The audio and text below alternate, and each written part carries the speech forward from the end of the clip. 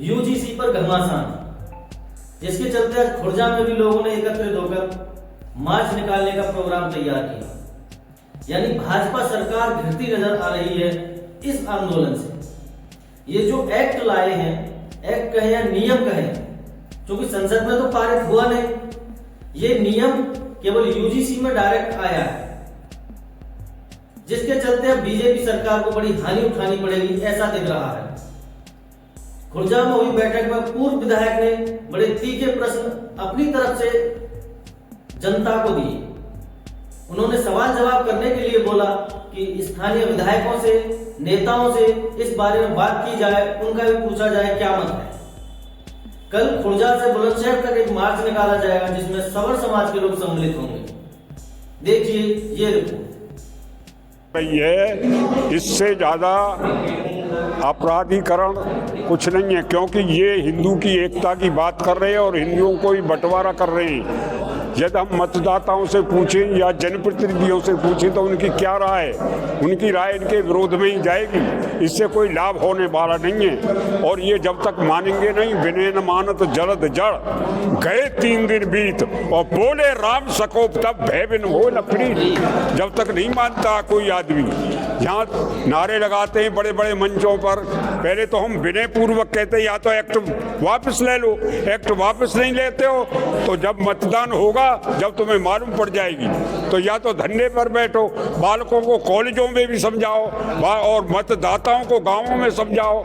इस प्रकार जब तक आप धरने पर या प्रदर्शन पर नहीं बैठोगे, जब तक कान नहीं खुलेंगे और एक एक की राय, जो यहाँ के 7 तो विधायक हैं और 2 MP हैं, इनसे भी पूछा जाए, MLC भी हैं और राज्यसभा सदस्य भी हैं, इनसे भी पूछा जाए और इनकी क्या राय और इनकी लिखित राय को ऊपर तक पहुंचाया जाए। यदि ये मंद गति से बोलते हैं, ना कुछ उत्तर देते, तो ऐसा ही इनको लिख करके ऊपर तक पहुंचाया जाए। जब तक आवाज वहां तक नहीं पहुंचेगी, दिल्ली दरबार तक, जब तक इसमें कुछ होने वाला नहीं है।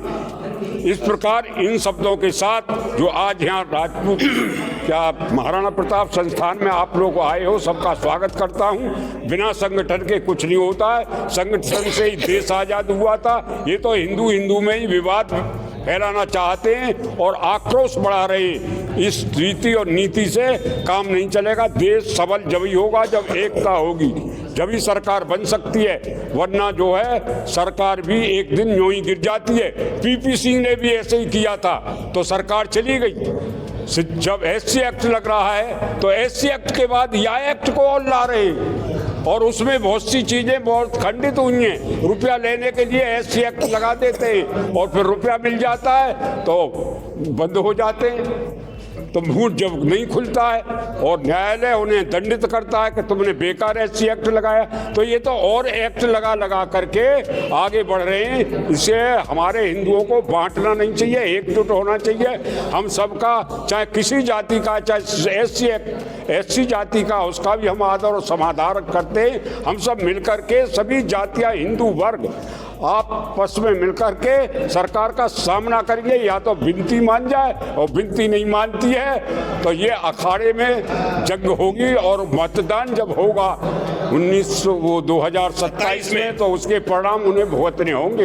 इन शब्दों के साथ मैं आदर करता हुआ अपनी वाणी को ये बहुत बड़ी बात अभी इन्होंने कही है, अभी विधायक जी ने। अभी हमारे साथ में विनय प्रताप जी, इनसे भी थोड़ा जानते हैं कि इस विषय पर उनकी क्या राय है। आज जो है जो मीटिंग रखी है हमने महाराणा प्रताप भवन में शॉर्ट नोटिस में, मेरा सुझाव यही है जो हमारे पूर्व विधायक हरपाल सिंह जी ने कही कि इस कानून का विरोध करते हैं और हम जो है इसके लिए ज्ञापन देंगे और आगे इसको आंदोलन को आगे बढ़ाएंगे। धन्यवाद। अभी किसान यूनियन को जो यहाँ पे प्रेजेंट करते हैं, दीपक गुप्ता जी भी हैं हमारे साथ में।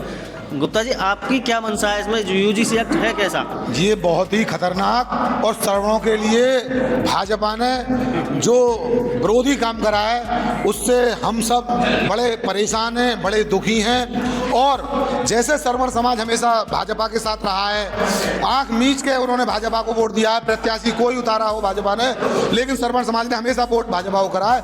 लेकिन अब श्रवण समाज ये सोचने में मजबूर हो जाएगा कि भाजपा इस गलत काम को भी कोई कर रही है तो प्रत्याशी भी कहीं ना कहीं गलत आ सकती है। इसलिए और हम इस यूजीसी बिल के खिलाफ आगे आंदोलन कर रहे हैं। कल हमारा खुर्जा से बुलंदशहर पैदल मार्च है और कल हम डीएम कार्यालय को घेराव करेंगे, सारा श्रवण समाज मिलकर। धन्यवाद। अभी हमारे साथ में मधु राणा जी हैं, ये गुप्ता जी, क्योंकि ये सवर्ण समाज की बैठक थी। यहाँ पर क्षत्रिय भी हैं, बनिया भी हैं, जो जिसे हम वैश्य कहते हैं। तो अब हमारे साथ में है मधु राणा जी, इनसे पूछते हैं इसके बाद। हाँ जी, देखिए, यूजीसी का जो रेगुलेशन एक्ट 2026 ये जातीय वैमनस्य को बढ़ाने वाला है, छात्रों के जीवन को बर्बाद करने के लिए है। सामान्य वर्ग के छात्रों का जीवन लगभग एक बंधन में आ जाएगा।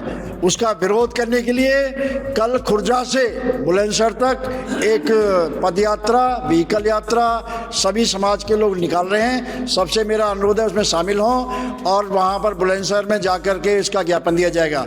इसके बाद परसों 30 जनवरी को शुक्रवार 11 बजे खुर्जा तहसील पर भी यही धरना प्रदर्शन होगा और ज्ञापन दिया जाएगा। ये मुहिम अब जब तक रुकेगी नहीं, जब तक ये यूजीसी का काला कानून रोल बैक नहीं होगा। धन्यवाद।